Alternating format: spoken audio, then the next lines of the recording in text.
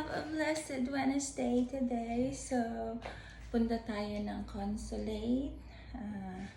Mag-aas lang tayo dun kung pwede nang mag-apply ng national ID using my husband's surname dahil wala pa akong ganun. Lahat pa ng mga documents or mga IDs ko is yung single pa. So, let's try. Mag-aas tayo. Let's go and magpapa-pon na rin tayo ng OID. So, this is my outfit for today. Using my Michael Kors bag. Yeah. Guys, this cute sandals for summer.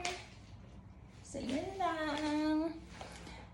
Take care always, everybody. So, yan. Very simple lang. And wearing my lipstick. What's this? Maybe this is a, I don't know what is my lipstick. YSL. Yeah. And in number, I didn't wear my glasses. Yeah, this number 62PN09. Very small. I can't read it.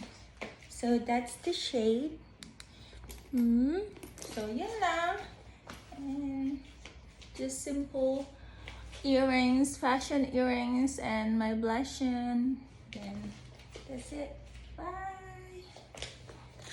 So, dala natin ang ating mga marriage contract dito sa Hong Kong and sa Pinas. And also birth certificate. So, yun lang. And also my contract or visa, whatever if they need it. So, let's go. Ingat po kayo lagi dyan wherever you are.